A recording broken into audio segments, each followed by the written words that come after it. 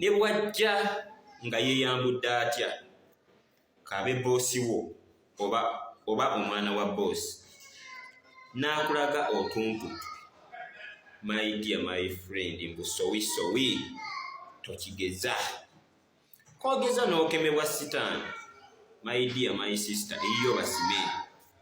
Ate abantu abo baba tebabaagala mu mukwano, just yagala alabe nti mwe abaddugavu mukikola mutyo. Oyinza okuba nti nno akulabye gw'olina akabina, alina ebbeere, olina hipuse, ate mukazi we z'atalina, n'amubaza kitwale nti naawe olina amaka naye nga waleeta omukozi, singa okizuula nti nno yeegadanga n'ebbaawo okola ki?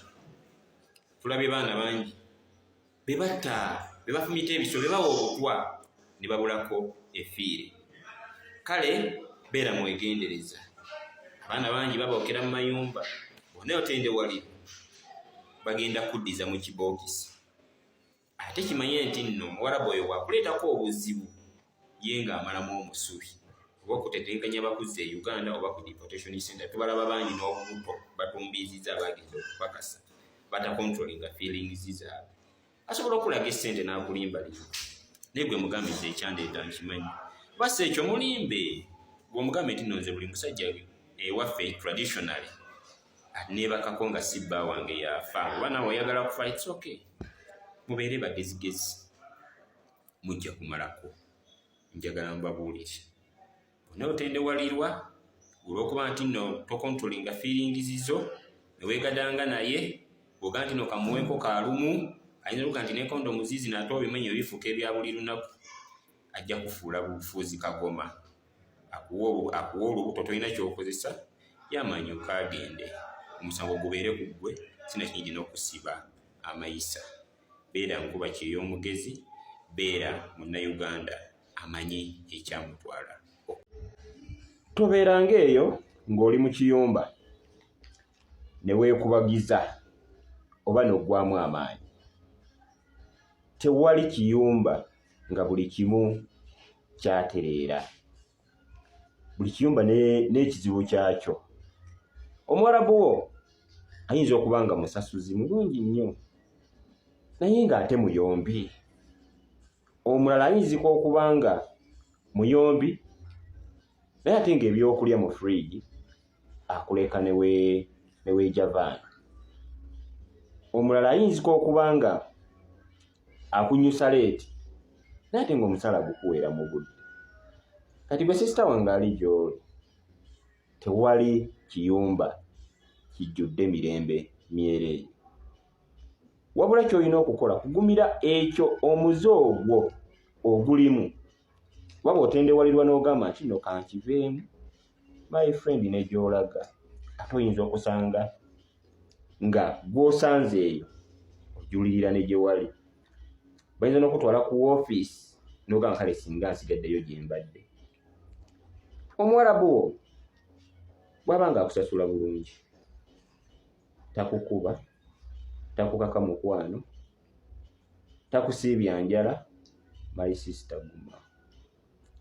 Ne wabweru gy'ogamba okulaga abo abakusendasenda nti nd'ogenda otoloke, naye waliyo ebizibu byayo. Kano kagende eri omutolosi nga watoloka n'ova mu kiyumba naye ng'okikuba w'oli, my dear, kifa bbakule. Bw'oba ng'ofuna obukadde 2 oba 2.5, labanga ate agenda enkya. Togamba nti nno gwe wamalayo. Essaawa eno yonna oyinza okuba ng'otambulatambula, poliisi n'ekuyola ne bakudipootinga ne bakukomyawo wano e Uganda. Tulabye bangi. Ate kimanye nti tokyasobola bw'oba ng'oli Saudi oba Dubai, tokyasobola kugamba nti nno okoma wano e Uganda bodde ate omala oddeyo. Kifa bbakula omulundi ogwo otuukirize ebiruubirirwa byo, osibeko enguguuyo ogambe nti nno kankamba nimbaya neetute ku poliisi oba ku deportation center nga buli kimu kiteredde.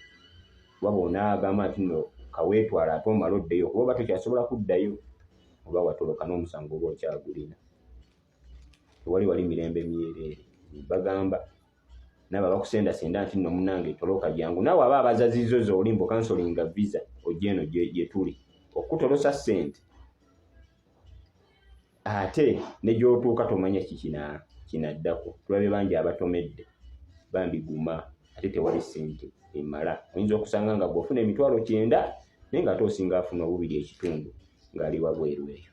Sigadde nga bulijjo sigadde ndi kojja wa Bakadama, kojja wa Bankuba Kyeyo, kojja Isma.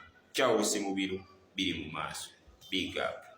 Big Rich Junior School somererizo okunazaako omuzadde nnako lisangibwa mu tawuni y'Ensanje litwala abayizi okuva ku nnasale okutuuka ku kibiina eky'omusanvu. Abawala n'abalenzi abava waka n'abasula ku ssomero. Mu byenjigiriza tuli wala mu secular ne theology. Kati abayizi baakubangula mu poetry, bakery, tailoring, decoration nga n'ebyemizannyo tubissaako nnyo essira okutumbula ebitono by'abato. Litudde mu kifo ekigazi ddala era ekitegekeddwa obulungi. Entambula, ebisaawe, swimming pool na buli kalondo yenna abaana gwe beetaaga ali ku ssomero. Omuzadde leeta omwana kubanga abasomesa beebo abagwanidde okubangula omwana w'eggwanga. Okuwandiisa abayizi kugenda mu maaso ku ssomero. Omwana bw'asasula school fees ebisigadde byonna byerabire, tewaliwo kyogenda kuddamu kuleeta, byonna obisanga ku ssomero.